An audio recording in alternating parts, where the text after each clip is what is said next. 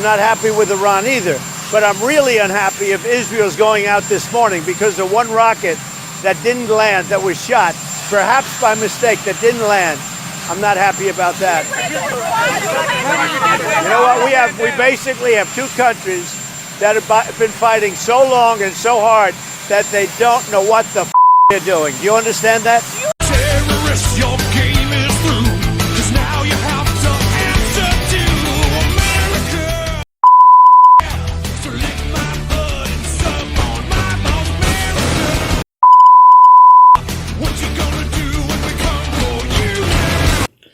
Hey, what is going on, everybody? Welcome back to the channel. I really appreciate you guys stopping by. Before we get into everything, I just want to say make sure to hit the like, hit the share, hit the subscribe, and smash the notification.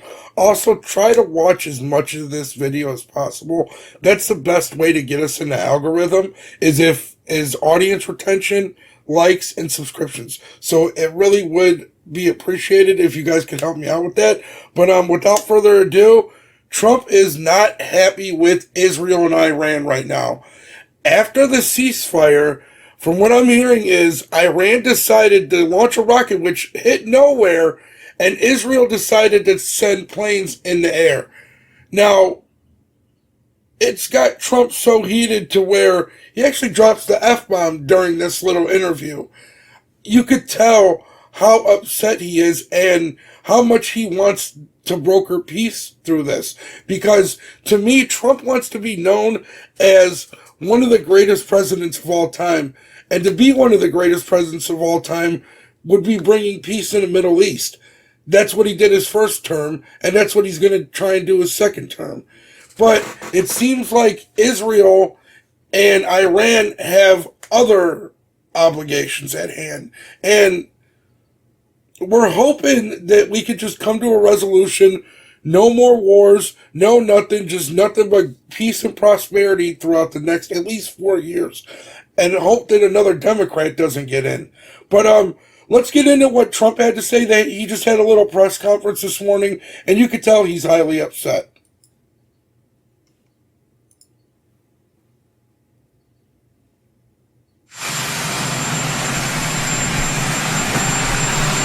Mr. President, the Middle East just woke up to a new dawn because of the ceasefire. Mr. President, Israel said Ceasefire breaking impact? I don't think so, but I'm not happy that Israel's going out now. There was one rocket that I guess was fired overboard. It was after the time limit, and it missed its target. And now Israel's going out. These guys got to calm down. Ridiculous. So if Israel has Trump by the balls, why would Trump be coming out on national TV saying things like this? This is what I don't get, right? You know, this is why I had to wait and see. I wasn't happy about us striking Iran at first, but now it's like I look back at it, I'm like, okay, there were no casualties. They literally just blew up their nuclear facilities, and it actually brought Iran to the table to bring a ceasefire. Mind you, Qatar had to step in and say, hey, you're not going to bomb any of our land regardless of who you're bombing. But that's another story. Anyway, so Iran actually finally came to the table with a ceasefire, but it seems like something's going on where they both broke it, and Trump is still, like I said, he's not happy. I didn't like plenty of things I saw yesterday. I didn't like the fact that Israel unloaded right after we made the deal. See? Right there. And I didn't like the fact that the retaliation was very strong. But in all fairness, Israel unloaded a lot.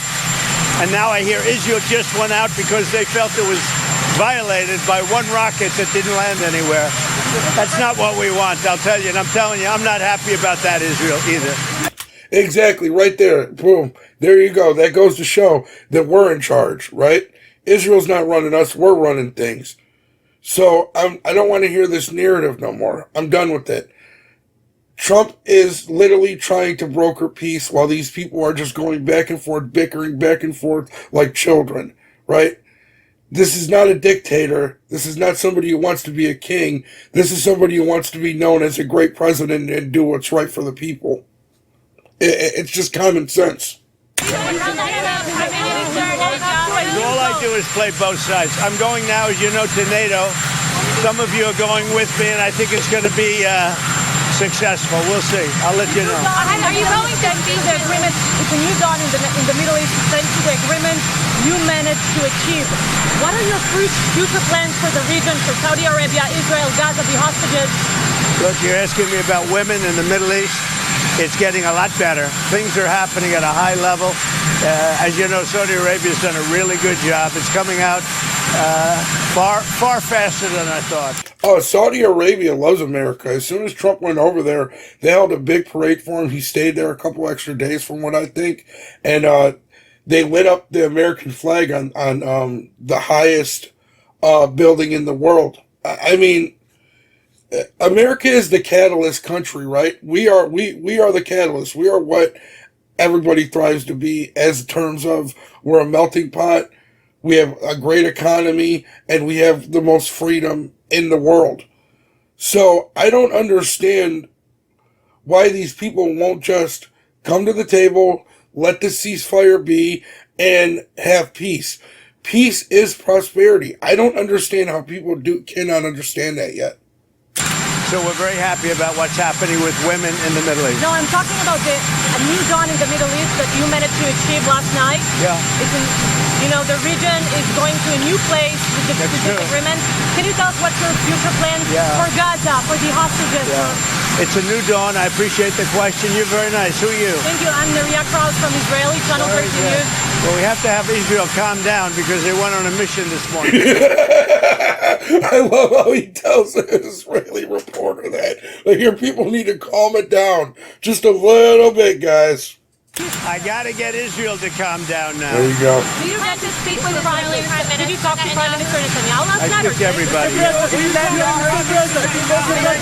urge both sides not to violate the ceasefire, but reports coming from the region suggest that the sides accuse each other for violating the ceasefire. So I think they both violated it. I don't think I'm not sure they did it intentionally. They couldn't rein people back. I don't like the fact that Israel went out this morning at all, and I'm going to see if I can stop it. So as soon as I get away from you, I'm going to see if I can stop it. Okay. This is not a person that's controlled by somebody. This is a person that's trying to play chess while everybody else is trying to play checkers. That's exactly what this is right here. Hey, I criticized him for this, and I'm willing to admit I was wrong. This was the right thing to do with Iran. It was absolutely the right thing to do.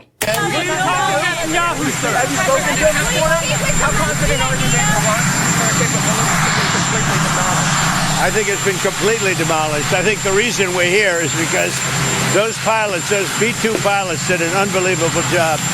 And the fake news, like CNN in particular, they're trying to say, well, I agree that it was destroyed, but maybe not that destroyed. You know what they're doing? They're really hurting great pilots that put their lives in the line. Seriously. You're all for the fact that you can't stand Trump. You don't like Trump. You're going to talk bad about these people that put their lives on the line for this country. You're pathetic. The Clinton News Network is pathetic, and that's why their ratings are their lowest ever, because they have nothing. The only thing good on CNN is Scott Jennings, and guess what? He's a Republican. CNN is scum, and so is MSDNC. They are. They're all. And frankly, I love it. I call them MSDNC, and so does Trump. We're like-minded. You see, Gemini twins. frankly, the networks aren't much better. It's all fake news, but they should not have done that. Those pilots hit their targets. Those targets were obliterated, and the pilots should be given credit. They're not after the pilots; they're after me. They want to try and demean. It's true. Iran will never rebuild its nuclear. From there, absolutely. Not again. That place is demolished. The B-2 pilots did their job. They did it better than anybody could even imagine. They hit late in the evening. It was dark with no moon, and they hit that target with every one of those things, and that place is gone. But when I see CNN all night long, they're trying to say, well, maybe it wasn't really as demolished as we thought. It was demolished. You take a look at the pinpricks, and you see that. What does that even mean, though? Maybe it wasn't demolished as we thought. It's either demolished or it's not. There's no such thing as demolished as we thought. No, there's not. If something's demolished, it's demolished. These people and their wording is just ridiculous. The fact that the TDS grows so strong with these libtards is pathetic, dude. Place is gone, and I will say, I think CNN ought to apologize to the pilots of the B-2. 1,000%. CNN 1,000% owes them an apology. DNC ought to apologize. I think these guys really, these networks and these cable networks, Pathetic. They're pathetic. are real losers. You really are. You're real. Yeah, no, you're correct. You're gutless losers. I say that to CNN because I watch it. I have no choice. You're going to watch that garbage. It's all garbage. It's all fake news. But I think CNN is a gutless group of people, and the people that run it, nobody even knows it's been sold so many times. But the people that run it ought to be ashamed. MSDNC, a guy named Brian Roberts, he heads it. He's a disgrace. He's a weak, He really is. disgrace.